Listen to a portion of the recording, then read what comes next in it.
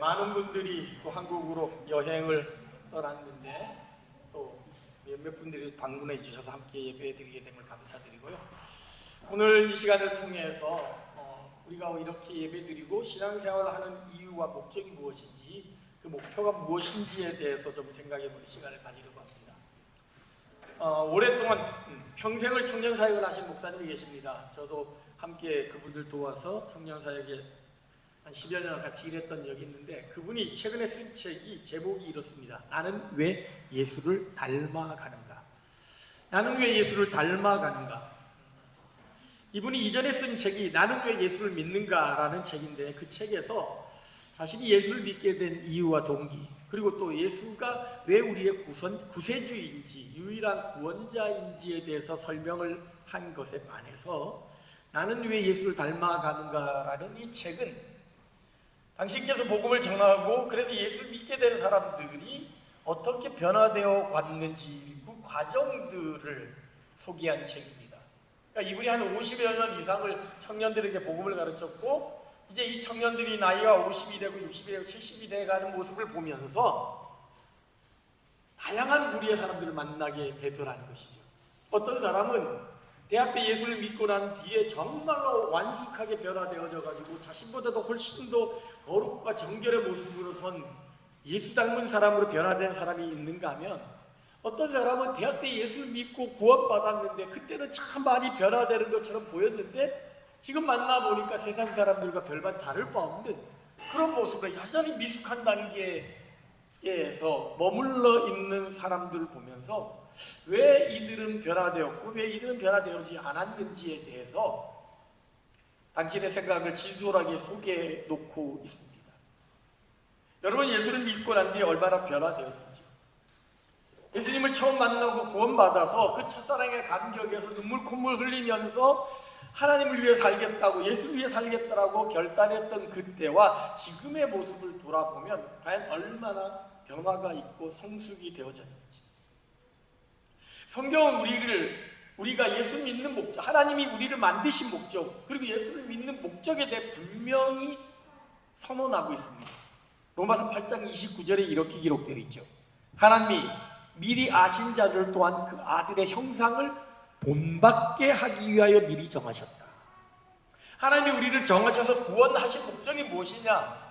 그 아들의 형상을 본받게 하기 위함이라는 거죠. 즉 예수님을 본받게 하는 거예요. 예수님을 닮아가게 하기 위함이 하나님이 인간을 만드신 목적이요, 우리를 구원하신 목적이라는 것이죠. 우리를 향한 하나님의 마음은 우리가 예수처럼 살기를 원한다는 것이죠. 오늘 본문에서 사도 바울은 이 사실을 다시 한번 분명하게 밝히고 있습니다. 우리 13절 말씀을 다 같이 한 목소리로 읽도록 하겠습니다. 13절을 같이 읽습니다. 시작. 우리가 다 하나님의 아들을 믿는 것과 아는 일에 하나가 되어 온전한 사람을 이루어 그리스도의 장성한 분량이 충만한 데까지 이르리니. 그렇습니다. 우리는 온전한 사람이 되어야 됩니다. 그래서 그리스도의 장성한 분량, 그리스도의 모습을 충분히 닮은 그런 모습으로 살아가야 한다는 것이죠. 왜냐하면 죄악과 거짓으로 가득 찬 이 세상에서 우리가 자라지 않으면, 성장하지 않으면, 예수처럼 되지 않으면 우리는 세상과 별반 다를 바 없는 그런 세속에 찌든 사람으로 전락해버리고 말기 때문입니다. 그래서 14절과 15절에서 이렇게 말합니다. 이는 우리가 이제부터 어린아이가 되지 아니하여 사람의 속임수와 간사한 유혹에 빠져 온갖 교훈의 풍조에 밀려 요동하지 않게 하려 함이라. 오직 사랑 안에서 참된 것을 하여 범사에 그에게까지 자랄지니 그는 어린이 곧 그리스도라. 어린아이가 되지 않아. 그래서 속임수와 유혹에 빠져서 이리저리 흔들리는, 자기 기분에 따라 이리저리 움직이는 사람이 아니라 예수님의 마음을 닮아서 예수님처럼 생각하고 예수님처럼 행동하는 그런 사람으로 살아가야 된다라고 우리에게 권면하고 있는 것입니다. 메시지 성경은 이 부분을 이렇게 번역했습니다. 그리하여 우리 모두가 춤추듯 서로 손발이 척척 맞아 하나님의 아들께 능숙하고 우아하게 응답하고 충분히 성숙한 어른이 되고 안팎으로 충분히 개발되어 그리스도처럼 충만히 살게 하시려는 것입니다. 부디 우리 가운데는 더 이상 어린아이로 남아있는 사람이 없어야 합니다. 세상 물정 모르는 순진한 사람이 되거나 아이처럼 사기꾼의 손쉬운 표적이 되어서는 안 됩니다. 하나님, 우리가 충분히 자라서 모든 면에서 그리스도처럼 온전한 진리를 알고 사랑으로 그 진리를 말하기를 바라십니다. 그렇습니다. 하나님은 세상 물정 모르는 순진한 아이나 사기꾼의 표적이 되는 어린아이의 단계에 머물러 있기를 원하지 않는다는 것이죠. 주님과 손발이 척척 맞아가지고 어떤 일을 하든지 간에 주님의 마음으로, 주님의 생각으로, 주님의 뜻을 이루는 그런 사람으로 살아가기를 원하신다는 것이죠. 온전히 그리스도처럼 살아가는 모습. 우리의 말과 행동과 생각이 주님의 생각과 딱 맞아떨어져서 어쩌면 너가 내 마음을 그렇게 잘 아니? 어쩌면 그렇게 내 마음을 시원하게 하니? 라는 그런 마음으로 주님을 대할 수 있는 그런 사람으로 살아가길 원하신다는 것이죠. 그렇다면 어떤 사람이 온전한 사람일까요? 어떤 사람이 주님의 마음에 합한 사람, 마음을 시원하게 하는 그런 사람일까요? 오늘 성경은 하나가 되는 것을 이야기합니다. 13절이 이렇게 되어 있죠. 우리가 다 하나님의 아들을 믿는 것과 아는 일에 하나가 되어야 된다. 우리의 믿음과 우리의 지식이 하나가 되어야 된다는 것이죠. 우리의 믿음 피스토스와 우리의 아는 것 그노시스가 하나가 되어야 된다는 거예요. 알고 믿어야 된다는 것이고 믿고 알아야 된다는 것입니다. 믿음과 지식은 분리되어서는 안 된다는 것이죠. 그런데 안타깝게도 교회 안에는 지식은 있는데 믿음이 없는 사람들이 있습니다. 하나님에 대해서 잘 압니다. 하나님이 천지 창조를 하셨고 홍해를 가르셨고 여리고성을 무너뜨리는 것들에 대해 잘 압니다. 예수님이 이 땅에 오셔서 무슨 말씀을 하셨는지 잘 압니다. 그런데 그걸 믿지를 않습니다. 행하지를 않습니다. 머릿속에는 가득 지식으로 가득 차 있지만 마음으로, 행동으로는 전혀 나타내지 않는 사람들입니다. 예수님 시대를 살았던 바리새인들이 바로 그런 사람들이었죠. 오늘날로 말한다면 신학교 교수들과 같은 사람, 교회는 오래 다녔는데도 불구하고 삶의 열매가 전혀 맺혀지지 않는, 그래서 성경 지식은 빠삭하게 잘 알지만 그 성경대로 살지 않는 그런 사람들의 모습을 이야기합니다. 지식과 믿음이 분리되어 있는.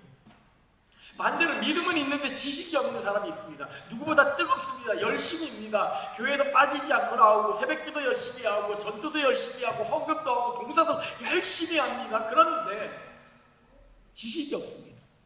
자기가 왜 이 일을 하는지, 자신이 왜 전도를 하는지, 자신이 왜 헌금을 하는지 알지 못한 채 그저 하라니까 열심히 하기는 합니다. 믿음의 대상도, 믿음의 내용도, 믿음의 목적도 모른 채 무조건 믿습니다라고 하는 시골 할머니들의 맹종과 같은 모습이죠. 또 진정한 진리이신 예수 그리스도를 알지 못한 채 거짓 진리를 가르치는 사이비 이단 교주의 가르침을 따라가는 이단들에 빠진 사람들이라고 할 수 있습니다. 그런데 성경은 오늘 우리에게 분명히 이야기합니다. 지식과 믿음이 하나가 돼야 돼요. 말씀이 열심히 읽어서 하나님을 알아야 되고 그 하나님을 알았으면 그 말씀대로 살아야 된다는 것이죠. 오늘 설교를 통해서, 오늘 예배를 통해서 하나님을 경험했으면 그 경험한 하나님을 전해야 되고, 오늘 깨달은 말씀이 있다면 그 깨달은 말씀을 가지고 살아야 된다는 것이죠. 주일에만 예배 드릴 때만 그리스도인이고 하나님을 생각하다가 교회를 나서는 순간부터는 세상 사람들과 별반 다를 바 없는 그런 모습으로 살아간다면 그 사람은 결코 온전한 사람이라고 할 수 없을 것입니다. 이런 유명한 일화가 있죠. 대형교회에서 부흥했습니다. 너무 은혜를 받아서 눈물 콜물 흘리면서 주님처럼 살겠습니다. 주님 위해 모든 걸 다 바치겠습니다. 헌신하면서 기도하며 결단했습니다. 그러다가 교회 축도를 끝나고 예배를 마치고 축도를 끝나고 나가는 순간 뒤에서 누가 자기 뒷발을 밟은 겁니다. 바로 뒤돌아서 어떤 XX가 내 발을 밟았어! 소리를 지르더니 조금 전에 주님처럼 살겠습니다. 주님의 목숨까지 바치겠습니다. 그랬는데 누가 자기 발 밟았다고 성질을 막 내면서 어떤 X가 맨날 눈이 있는 거야 없는 거야. 그게 우리들의 모습이야. 믿는 것과 아는 것이 하나가 안 돼. 믿음과 행동이 하나가 안 되는 거야. 삶 따로 믿음 따로, 아는 것 따로 믿음 따로. 그래서 정말 교회 안에 있으면 정말 신실한 사람이기도 하고 다 구원받은 사람 같고 다 하나님이 기뻐하시는 성숙한 제자인 것처럼 보이는데, 가정으로 돌아가면, 직장으로 돌아가면, 세상 사람들과 만나면 전혀 그리스도인의 빛을 발하지 못하는, 소금의 짠맛을 발하지 못하는 그런 사람으로 살아가는 이중적인 그리스도인들을 많이 보게 됩니다.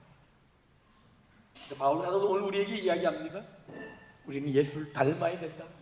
예수에게까지 이뤄야 된다. 믿음과 지식이 하나가 되고, 믿음과 삶이 하나가 되어져서 예수처럼 살아가야 되는 것이 우리를 향한 주님의 뜻이라는 것이죠. 그러면서 이야기합니다. 믿음과 아는 것이 어디까지 가야 되느냐? 예수 그리스도에게까지 가야 된다는 것이죠. 15절의 말씀입니다. 오직 사랑 안에서 참된 것을 하여 범사에 그에게까지 자랄지라. 그는 머리니 곧 그리스도라. 우리가 누구를 닮아야 되냐? 어느 정도까지 가야 되느냐? 그리스도에게까지 가야 된다는 거죠. 그리스도인의 비교 대상, 그리스도인의 목표는 옆 사람이 아닙니다. 어느 훌륭한 목사님, 장로님, 권사님이 아닙니다. 우리의 비교 대상, 우리의 최종적인 목표는 예수 그리스도여야 된다는 거죠. 예수님처럼 생각하고 예수님처럼 살아야 되고 예수님처럼 말을 해야 된다는 것이죠. 살아가면서 점점 예수를 생각할수록 예수 닮은 사람으로 변화되는 것, 그것이 우리가 가야 될 길이라는 것입니다. 흔히 가족은 닮는다 그러죠. 부모와 자녀가 닮습니다. 우리 청소년들 엄마 닮았어요? 아빠 닮았어요? 삼촌 닮았어요? 아니 이웃집 아저씨 닮았어요? 이런 사람 없겠죠. 엄마를 닮든지 아빠를 닮든지 그러죠, 그죠? 아니면 저 건너가서 할아버지를 닮든지. 닮는 게 당연합니다. 우리 청소년한테 한번 물어볼까요?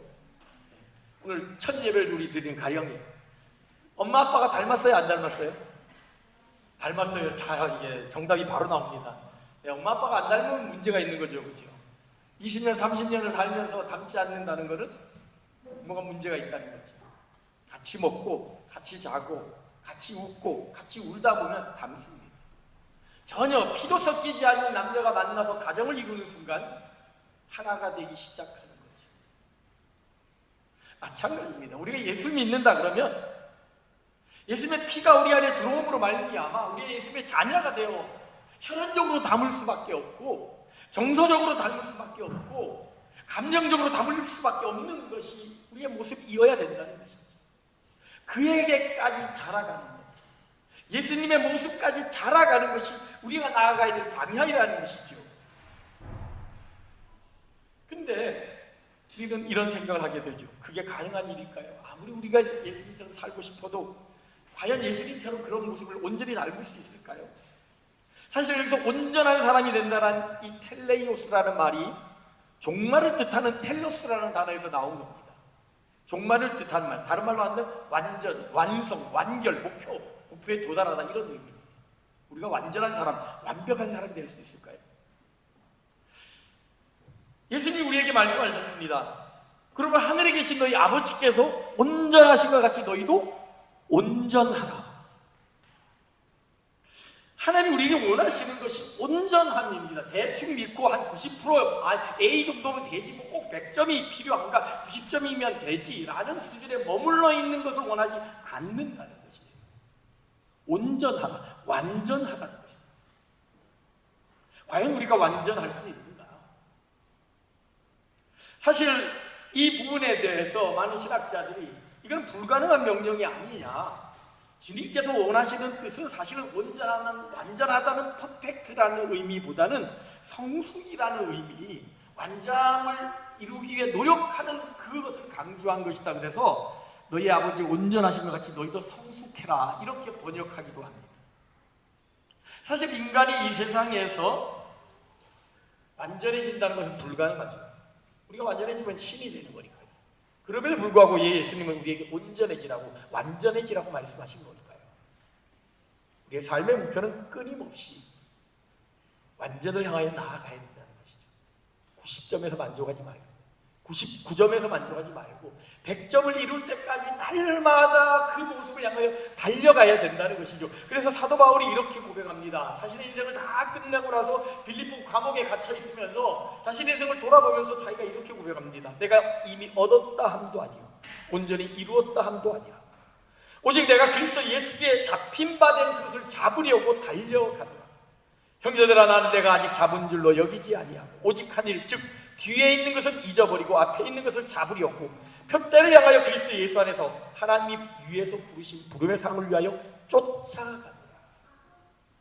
그의 고백이 뭡니까? 이미 얻었다, 이미 이루었다, 다 했다라는 것이 아니라는 거예요. 아직도 해야 될, 아직도 얻어야 될, 이루어야 될 것이 남아있다는 것이죠. 그래서 그를 잡으려고, 잊어버리고 앞에 있는 것을 잡으려고 표대를 향하여 쫓아간다라고 계속적으로 현재 분사형을 쓰고 있습니다.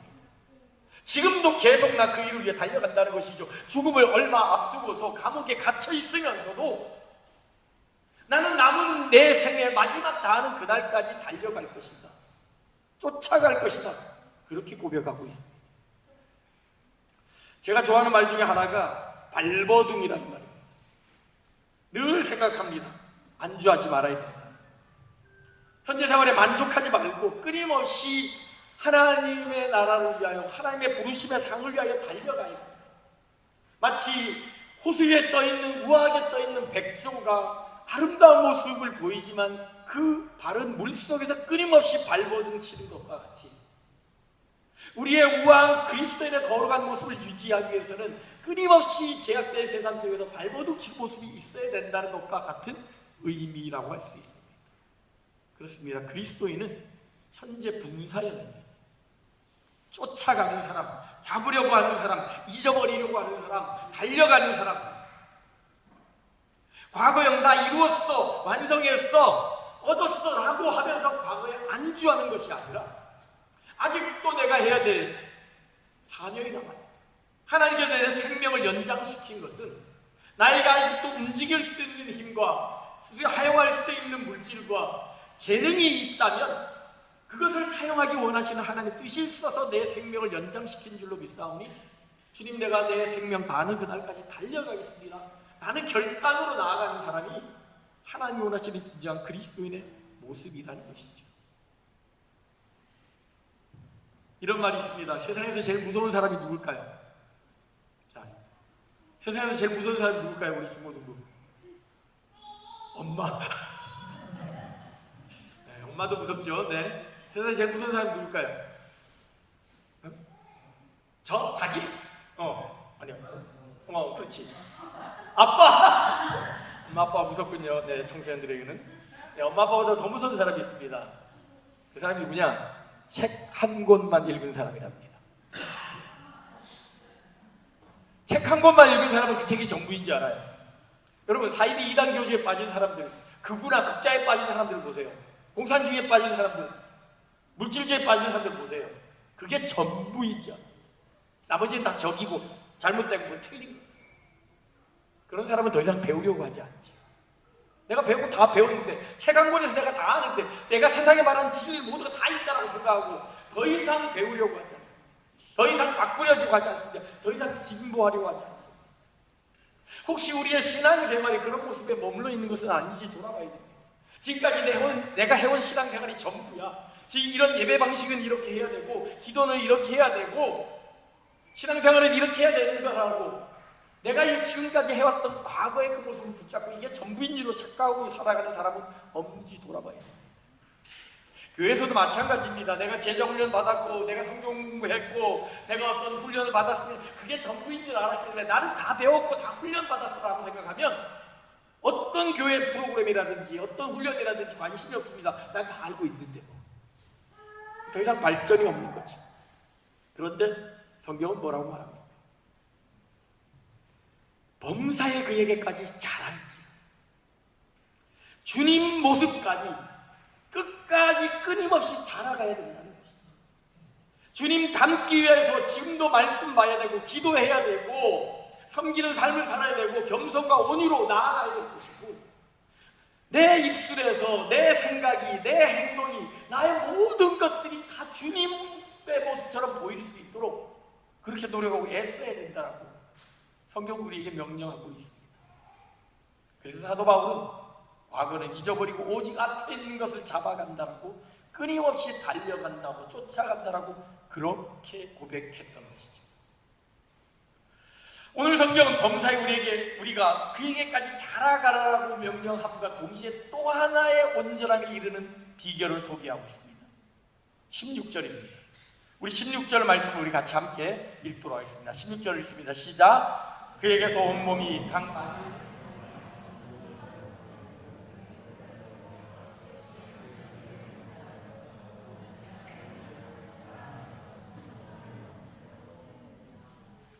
예, 15절에서는 그에게로 자라가라고, 그분에게까지 자라가라고 그렇게 명령합니다. 그러면서 16절은 뭐냐고 그러면 그분으로부터 연결되어 있고 결합되어 있으면 어떻게 된다고요? 스스로 그 몸을 자라게 하며 사랑 안에 스스로 세운다라고. 15절에서는 너희가 끊임없이 그분을 닮기에 노력하고 애쓰고 달려갈 것을 명령합니다. 그런데 16절에 와서는 또 하나의 방법이 있는데, 아니 더 완벽한 방법이 있는데, 그것이 뭐냐?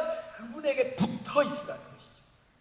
주님과 붙어 있으면 주님으로부터 도움을 받아서 저절로 자라나게 될 것이다 라고 그렇게 말씀하고 있습니다. 그래서 메시지 성경은 이 부분을 이렇게 번역했습니다. 그분은 우리가 서로 발맞춰 나아가게 하십니다. 그분의 숨과 피가 우리에게 흘러 영양을 공급하면 우리는 하나님 안에서 건강하게 자라고 사랑 안에서 강해질 것입니다. 그분이 우리를 발맞추게 나가게 하고 그분이 우리에게 영양을 공급해서 그분이 우리를 하나님 안에서 건강하게 만들어 주신다는 것이죠. 새 번역은 이렇게 번역했습니다. 온 몸은 머리이신 그리스도께 속해 있으며 몸에 갖추어져 있는 각 마디를 통하여 연결되고 결합됩니다.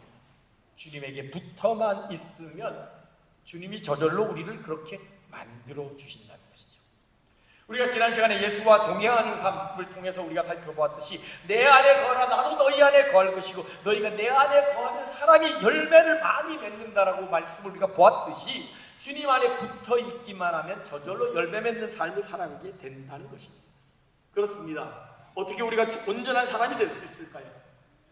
하나님이 온전하니 너희도 온전하라는 그 명령을 어떻게 우리가 따라갈 수 있을까요? 끊임없이 우리의 모습을 갈고 닦으면서 발버둥치며 주님 닮아가기 위해 애를 쓰고 노력하는 것과 동시에 늘 언제나 주님께 붙어 있어서 주님이 주시는 은혜로 할 수 있습니다. 내가 아무리 노력해도 할 수 없음을 고백합니다. 주님이 힘과 능력 주셔서 주님 닮은 사람으로 살아가게 하여 주시옵소서라고 고백한다면 어느 순간 우리의 모습은 주님 닮은 모습으로 바뀌어가게 된다는 약속입니다. 여러분, 큰바위 얼굴이라는 유명한 일화 아시죠? 그 큰바위 얼굴을 매일매일 바라보던 그 아이는 어느덧 그 큰바위 얼굴을 닮은 사람으로 변해 있었다는 이 이야기는 붙어있는 것의 중요성이 얼마나 중요한지를 잘 알려주고 있습니다. 말씀을 마무리합니다. 이런 우스갯소리가 있습니다. 어느 마을에 강아지가 있는데 강아지들 보통 쉬를 할 때 어떻게 하죠? 뒷다리를 들고 이렇게 쉬를 하죠. 근데 이 강아지는 유독 이상하게 앞다리를 들고 쉬를 합니다. 그래서 그 마을을 지나가던 여행객이 물었습니다. 아니 이 강아지는 어떻게 지가 강아지인데 앞다리 들고 쉬를 하냐? 그러니까 그 마을 주민들이 하는 얘기가 하하 이 강아지가 사실은 목사님 댁 강아지입니다. 근데 이 강아지가 목사님 댁에 있다 보니 목사님이 맨날 축도하는 모습을 보니까 지도 그 모습 닮아가지고 앞다리를 들고서 이렇게 쉬를 하더라는 거죠. 누군가가 만들어낸 이야기겠지만 이것은 우리에게 가르쳐주는 교훈이 큽니다. 강아지도 목사님이 축도하는 모습 보고 뒷다리가 아니라 앞다리 들고 쉬를 한다는 거죠. 적어도 매일 예수님을 바라보고 적어도 예수님을 매일 생각한다면 우리의 행동 하나하나가 우리의 언어 하나가 어느 순간 예수님을 닮은 모습으로 바뀌어 있어야 된다는 것이죠. 우리나라 속담에 서답게 3년이면 풍어를 얻는다 그러죠. 서답게도 3년에 있으면 하늘 첫 따지를 할 수 있다는 것입니다. 근데 예수를 3년 아니라 10년, 20년, 30년을 믿었는데 우리의 가운데에서 예수의 향기가 나타나지 않는다면 예수의 모습이 드러나지 않는다면 이건 뭔가 잘못된 것이 아닌가. 주님은 우리에게 명령합니다. 범사에 그에게까지 자라라. 푯대를 향하여 나는 달려가는 것처럼 너희들도 그 푯대를 향하여 끊임없이 달려가라고 그렇게 명령하고 있습니다. 사실 마음속으로 바라고 상상하고 담기를 소망하는 힘이 얼마나 큰지를 어느 한 소설가가 소설로 기록을 했습니다. 토마스 하디라는 사람이 쓴 환상을 쫓는 여인이라는 책입니다. 이 책을 보게 되면 어느 시인을 마음속으로 너무도 사모하는 한 여인이 있었습니다. 그 시인이 쓴 시가 너무 가슴에 절절히 사로잡혀가지고 그 시인을 만나고 싶은 열망으로 가득한 그런 여인이었습니다. 그런데 어느 날 그 시인이 자기 집 별장으로 휴가를 온다는 이야기를 듣습니다. 그래서 오매불망 바라던 그 시인을 만날 수 있겠다는 기대감을 갖고 기다렸는데 안타깝게도 그 집에 가족 여행이 잡혀가지고 그 별장을 비우게 됩니다. 결국 그 여인의 시인을 만나지도 못합니다. 근데 그 시인이 그 집에 머물면서 그 여인의 사진을 보게 됩니다. 그 사진을 보면서 이 시인은 또 이 여인에 대한 사모함을 갖게 됩니다. 어쨌든 그렇게 그런 과정이 지난 다음에 시인은 자기 집으로 돌아갔습니다. 그리고 얼마 후에 죽었습니다. 여인이 돌아왔을 때에는 시인의 흔적만이 남아 있었을 뿐입니다. 그리고 시인이 죽었다는 이야기를 듣습니다. 얼마 후에 여인이 임신을 했는데 아이를 낳았습니다. 그리고 그 아이를 낳고 얼마 지나지 않아 이 여인도 죽었습니다. 소설은 이렇게 끝납니다. 여인 아이가 조금씩 자랍니다. 아장아장 걸어다니는 모습으로 이제 아빠에게 갑니다. 그 시인은 너무도 열렬히 사모했던 것을 알고 있던, 아내가 사랑하는 것을 알고 있었던 그 남자는 그 아이의 얼굴을 보고 깜짝 놀랍니다. 아니, 저놈은 시인을 닮았잖아. 아니, 저놈은 내 자식이 아니야. 그러면서 발길로 뻥 걷어찹니다. 토마스 하디가 이 소설을 통해서 우리에게 들려주는 교훈이 무엇인가요? 이 여인은 시인을 만나지도 못했고 말도 해보지도 않았습니다. 그런데 그가 낳은 아이는 시인을 그대로 닮았다는 것이죠. 상상만으로도 닮은 아이가 태어났다는 거죠. 물론 소설이니까 이것은 실화는 아니니까 어느 정도 픽션이 가해졌죠. 근데 하디는 이 소설을 통해서 우리가 상상하고 우리가 바라고 소원하는 것의 힘이 얼마나 큰지를 우리에게 일깨워주는 것입니다. 여인이 시인을 사모하는 것처럼 우리도 주님을 사모해야 합니다. 여인이 시인의 작품과 시인의 채취와 시인의 흔적을 보면서 그리워하듯이 우리도 주님의 그 흔적과 주님의 행적과 주님의 언어, 주님의 말씀을 사모하면서 그 말씀을 따라가라고 애써야 되는 것이죠. 그러다 보면 우리의 삶에서 자연스럽게 예수님의 모습이 나타나게 될 것이고 예수의 향기가 풍겨나오는 그런 일들이 벌어지게 될 겁니다. 주변 사람들이 우리를 통해서 아, 예수님이 이런 분이군요, 예수님이 이런 일을 하셨군요 라고 자연스럽게 그런 반응이 나올 수 있도록 우리는 살아가야 한다는 것이죠. 그래서 사도 바울은 이렇게 담대하게 우리에게 권면합니다. 내가 그리스도를 본받은 것처럼 너희도 나를 본받으라. 제가 처음 이 말을 대했을 때 너무 사도 바울이 교만하게 느껴졌어요. 어떻게 감히 자기를 닮으라 그러냐. 내가 그리스도를 본받은 것처럼 너희도 그리스도를 본받아라. 이게 문맥상 맞는 거잖아요. 근데 왜 사도 바울은 내가 그리스도를 본받은 것처럼 너희는 나를 본받으라고 했을까요? 내가 그리스도를 본받으려고 하는 그 열심, 그 헌신, 그 열정, 그 사랑, 뜨거운 마음을 가진 것처럼 너희도 이럴 정도로 그리스도를 사랑하고 본받으라고 가르치기 위해서 일부러 사도 바울은 어쩌면 너무도 교만해 보이는 것처럼 보이는 표현으로 너희는 나를 본받으라고 그렇게 권면했던 것이죠. 여러분, 과연 사도 바울의 말처럼 그렇게 자신 있게 주변 사람들에게 이야기할 수 있을까요? 내가 예수님 본받은 것처럼 당신 나를 본받으세요 라고 과연 자신 있게 이야기할 수 있는 사람이 얼마나 될까요? 그러나 주님 우리에게 명령합니다. 사도 바울처럼 나를 본받으라고 이야기할 수 있는, 범사에 그에게까지 자라나서 모든 일에 예수님처럼 생각하고 예수님처럼 말하고 예수님처럼 행동하는 예수의 삶이 그대로 나타나는 그런 모습으로 살아가라고 그렇게 우리에게 명령하고 있습니다. 그 명령의 의미를 기억하면서 우리 옆 사람에게 이렇게 인사하겠습니다. 나를 본받으십시오. 인사하겠습니다. 나 좀 본받으세요. 당신 본받으니 당당하게 그렇게 이야기할 수 있는 그런 우리 모든 성도들에게 소망합니다. 영상 하나를 보면서 우리 말씀을 마무리하려고 합니다. 오늘 목사님이 자신의 아버지에 대한 회고의 말씀입니다. 그 아버지가 마지막까지 어떤 인생을 살았는지에 대해서 그가 이렇게 회고하고 있습니다. 우리 그 영상을 잠깐 보도록 하겠습니다.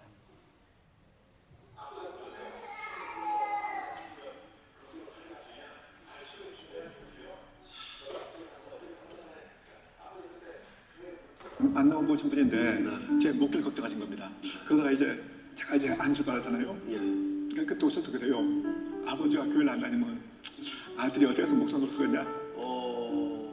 이번 정도는 교회 갈 텐데 내가 어느 교회 가면 좋겠네. 좀 말 좀 해봐라. 제가 안수 받은 게 98년 10월 20일이었거든요. 화요일이었어요. 그 다음 주에 그러니까 10월 25일에 아버지가 이제 교회 등록을 하셨죠. 등록한 다음 날부터 새벽 기도를 안 받으셨어요. 그렇게 이제 신앙생활 하시다가 건강이 안 좋아서 이제 서울 올라오셨는데 병원 가니까 못 고치는 병이래요. 아버지가 이제 목을 수술해갖고 말씀을 못 하셨거든요. 하루에 서너 번씩 꼭 반복하신 말씀이 있어요. 나는 주님 은혜로 구원은 얻었는데 구원만 얻고 한 게 아무것도 없으니 정말 부끄럽다. 천국에 청소부가 있으면 나는 청소라도 열심히 하겠는데 천국에 청소부가 있는지 모르겠다. 이 말씀을 하시는데요. 계속 뭐 기침하고 가리고 하니까 한 몇 분 걸렸거든요. 이 말씀을 하루에 서너 번씩 안 하면 못 beg일 만큼 예수를 믿기만 하고 예수 믿는 사람으로 살아보지 못한 거 안타까워하셨죠. 예수를 믿기만 하고 예수를 믿는 사람으로 살아가지 못한 것에 대한 아쉬움을 담은 이 목사님의 아버지의 그 마음이, 그 모습이 우리 가운데도 있는 건 아닌지요. 내가 너를 구원하기 위해 십자가에 달려 죽기까지 했는데 넌 그 죽음으로 이룬 그 사랑을, 그 구원을 어떻게 생각하고 어떻게 살아왔는지 주님 물으실 때 우리는 과연 무엇이라고 대답할 수 있는지요. 주님 우리에게 말씀하십니다. 그에게까지 자라가라.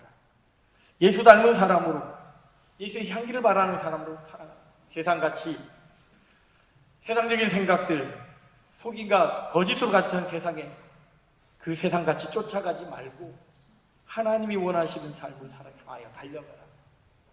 그저 커지고 높아지고 많이 가지려고 하는 세상의 가치관을 벗어나 기꺼이 낮아지고 섬기고 희생하는 삶을 통해 약할 때 강함되게 하시고 낮아질 때 높아지게 하시고 버릴 때 모든 걸 갖게 하시는 하나님의 은혜를 경험하는 것을 너가 경험하고 주변에게 보여주라고 그렇게 주님 우리에게 말씀하고 계십니다.